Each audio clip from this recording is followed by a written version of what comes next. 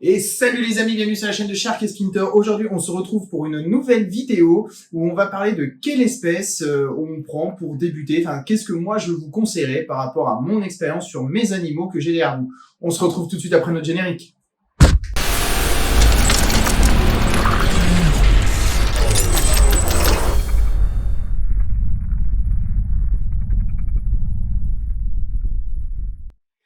Et salut les amis, donc nous revoilà donc pour cette vidéo où je vais vous parler un petit peu de quelle espèce on peut commencer. Voilà, donc j'ai une espèce malheureusement qui est ici, qui aujourd'hui est passée sous certificat de capacité au 2 août 2022.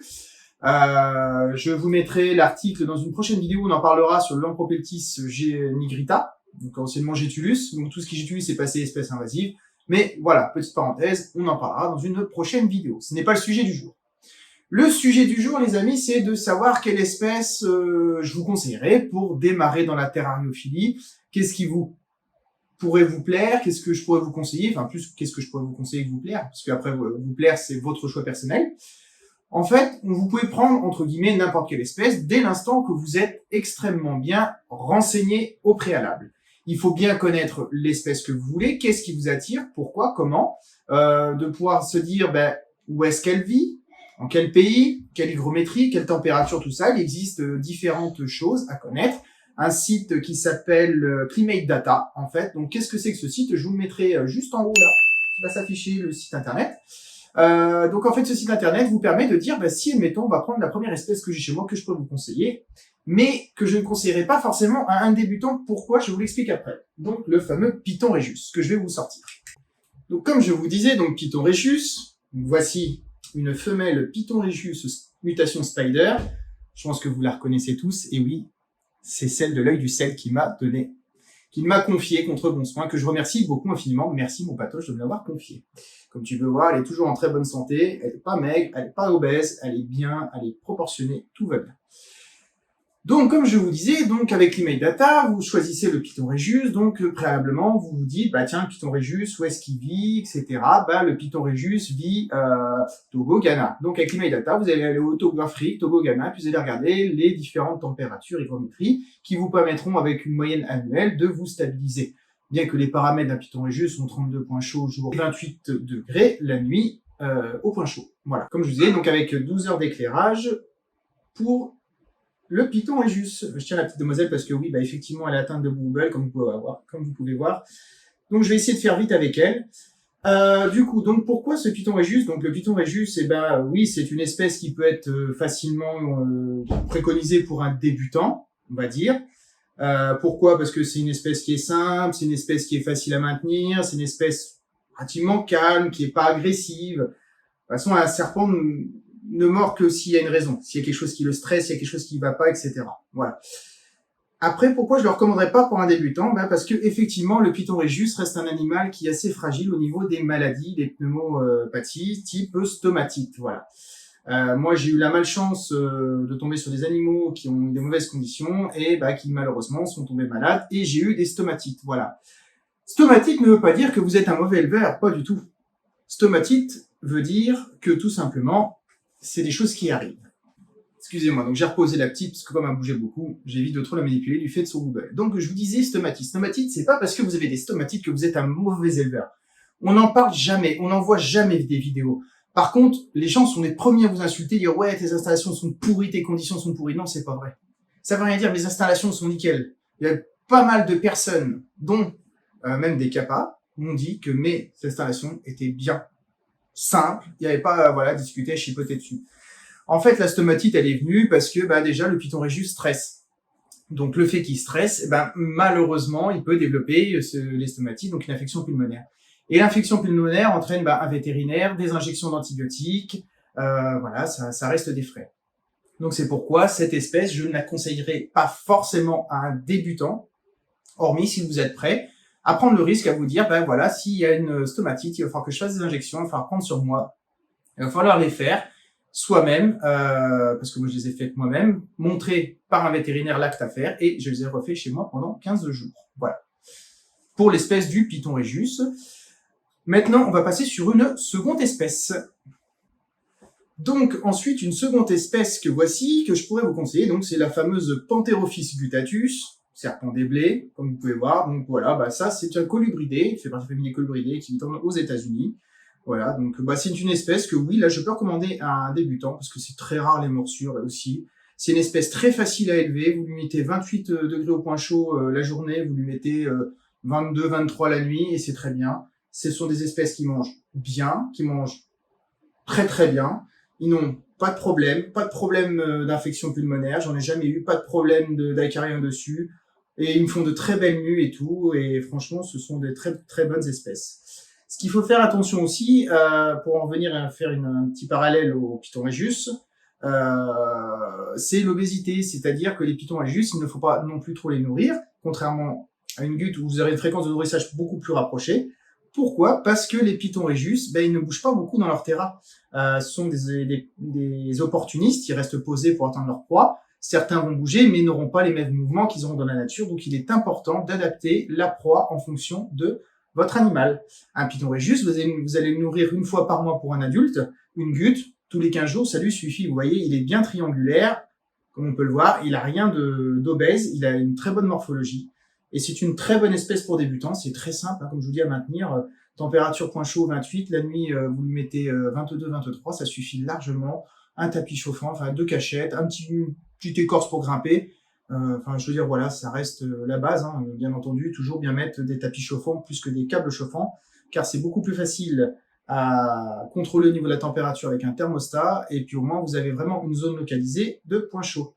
Et surtout, comme je vais vous le répéter assez souvent, attention à la tête de vos reptiles, pas au proche de votre visage, on ne sait jamais ce qui peut arriver. Voilà pour la seconde espèce. Donc maintenant, je vais vous parler de la troisième espèce, donc un autre colubridé qui reste sur une fréquence de nourrissage de tous les 15 jours en adulte, comme les Pantherophis guttatus. C'est une couleuvre aussi américaine, mais ce sont des Lampropeltis. Donc vous allez me dire, ben ouais, mais tu nous parles de lampraux, mais t'en as pas dans les mains. Ben, malheureusement, je ne peux pas, parce que monsieur qui est ici, l'Enduransis, donc, vous allez me dire pourquoi les terrasses sont éteints. Donc ils sont éteints, je vous le dis, c'est parce que c'est pour faire baisser les températures, vu que moi j'habite dans une région où il fait assez chaud, on a eu des grosses températures, donc du coup j'ai éteint pour baisser.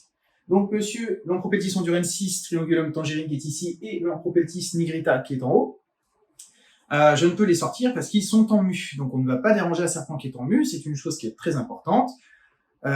Pourquoi? Bah parce qu'on peut lui faire foirer sa mue, puis devoir lui donner un bain. Donc ils sont en mue, je ne peux pas les manipuler, donc voilà.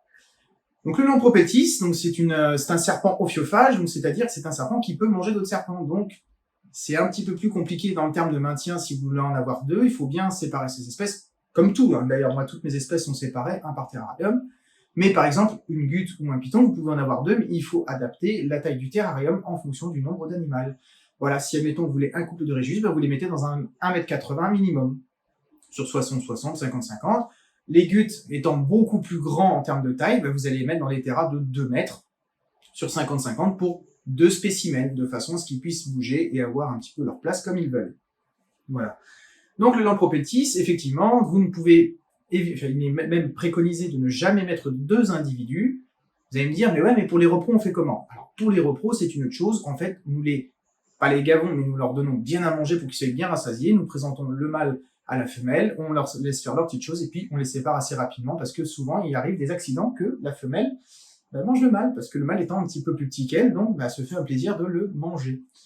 Donc ça reste un serpent, on va dire un petit peu, on va monter de gamme. C'est pas comme une gute, un tempérament calme. Certains sont calmes, hein, je dis pas, mais ça reste un petit peu assez taquin. Ça peut arriver des morsures un petit peu plus fréquentes.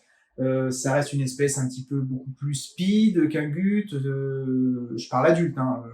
Voilà, ça reste des serpents qui peuvent être prêts, comme vous allez me dire. Tout serpent a son tempérament. Il y a des Régius qui mordent, d'autres qui mordent pas. Il y a des gutes qui mordent, d'autres qui mordent pas. Des lamprots qui mordent pas. Voilà. Mais il faut bien se dire que le lampro a un caractère un petit peu plus fort. Voilà. Donc, comme je vous dirais toujours, si vous souhaitez un animal, pensez bien à une chose, c'est de vous renseigner sur l'animal et son comportement. N'allez pas faire comme certains que je vois régulièrement, hein, qui en plus viennent me demander des conseils et puis après jouent les cadors parce qu'ils savent tout mieux que tout le monde, mais en fait ils savent rien. Ce qu'ils disent pas, c'est qu'ils viennent pleurer à toutes les portes de tout le monde pour avoir les infos, pour jouer les durs. Quand j'entends qu'il y en a qui ont peur d'un lampro, qui ont peur d'un gute et puis qui veulent un serpent, je vais dire une bêtise, type Pitchophis catenifère, ou un boïdé, bah disons, si tu as peur d'un lamprou, tu as peur d'une gute, tu t'attaques à des serpents qui ont déjà beaucoup plus de caractère. Donc je vous dirais franchement, moi j'éviterais, je le déconseillerais totalement. Hein. Non, si voilà, faut vraiment se dire, on choisit l'espèce, on se renseigne. Si elle nous plaît, on se renseigne, on prend tous les renseignements sur l'animal en question. Donc voilà. Donc j'en reviens à Mélampropeltis. Donc voilà, donc c'est un serpent qui a un petit peu plus de caractère, c'est un serpent phytophage, un parterrarium, ça mange très très bien tous les 15 jours et ça reste un colubridé comme voilà. Et puis vous avez une multitude de phases qui sont magnifiques chez ces serpents. Alors voici pour une quatrième espèce. Donc c'est une Pantherophis obsoletus indaemiri. Vous allez me dire pourquoi je le manipule au crochet, c'est parce qu'il a un très très gros caractère, il est vraiment très spécial. Voilà, donc je le laisse un petit peu naviguer, je le reprends, voilà, je le prends à la main. Mais c'est moi qui le laisse venir, parce que vous voyez, vous l'avez peut-être pas entendu, il siffle, et il est très caractériel. Donc ce serpent vient d'où? Il vient de la bourse aux reptiles de Houten, c'est l'organisateur lui-même qui me l'a vendu de sa collection personnelle. Facile à apprendre parce que monsieur bouge beaucoup. Voilà.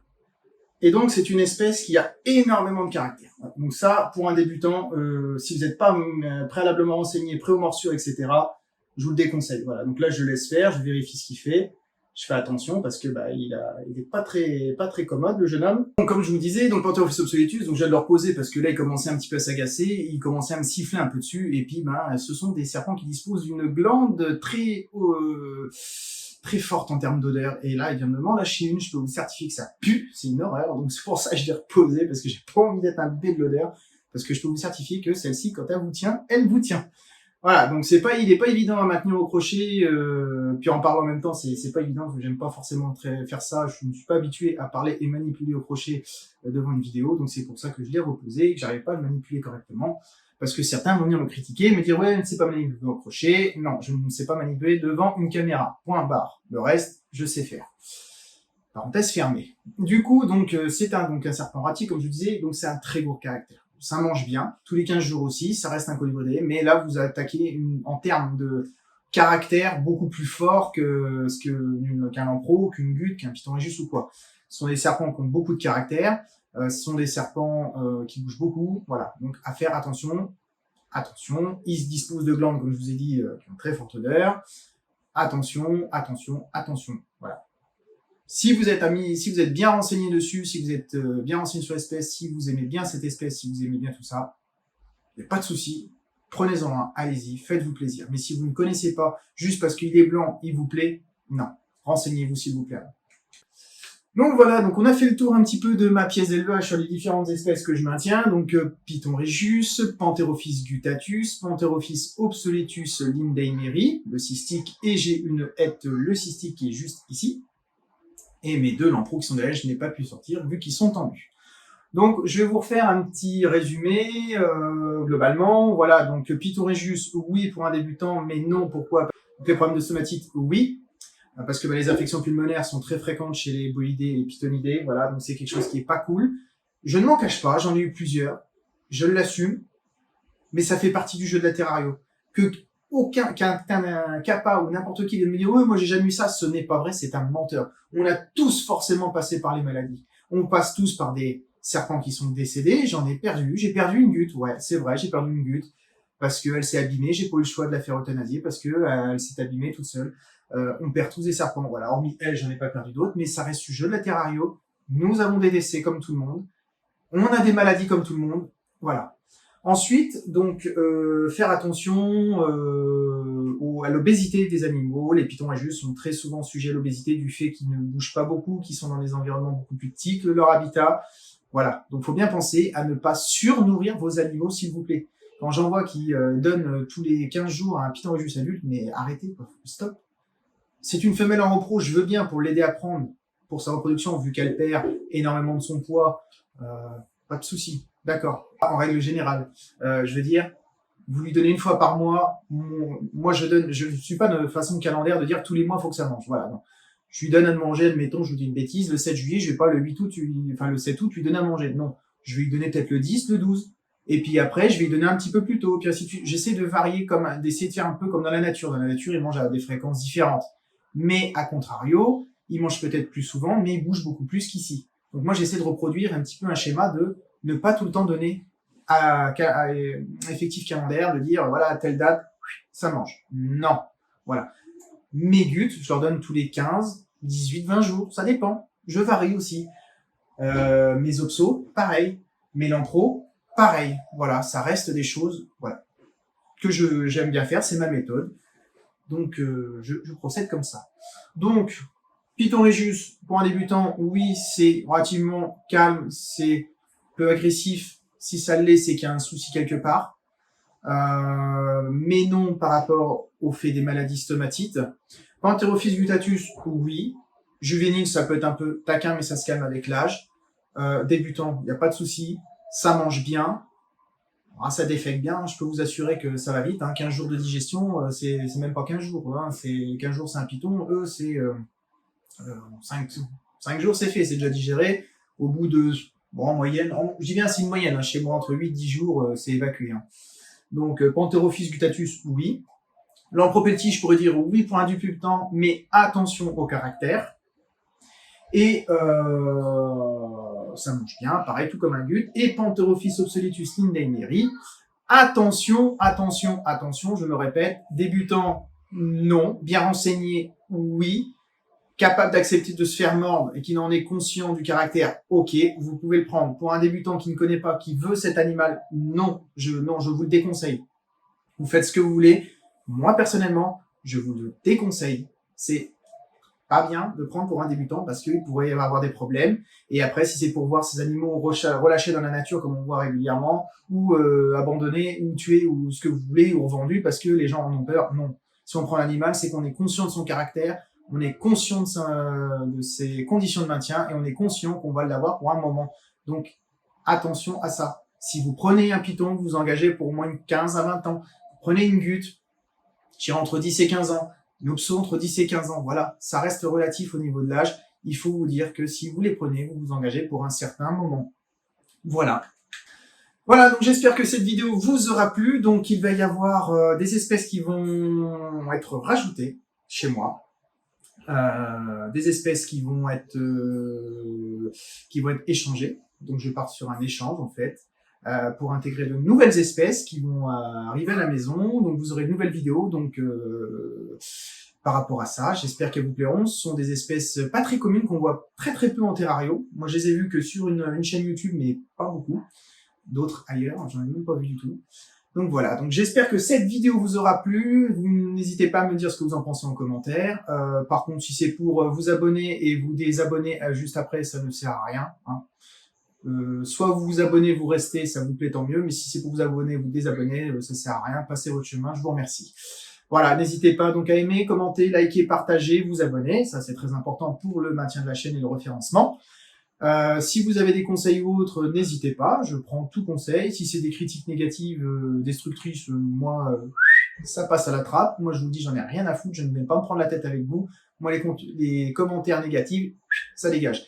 Qu'on me donne un conseil, comme l'avait fait Max Carter, que je remercie beaucoup par rapport à mes vidéos, dans le sens où elle me disait attention à ton son, essaie de le monter un peu pour qu'on entende bien. Ça, il n'y a pas de problème. Vous me dire attention, bah tiens, tu ferais ci comme ça, ou ça pourrait être super bien. Voilà, pas de problème. Mais si c'est pour venir me tailler, dire ouais, suivant.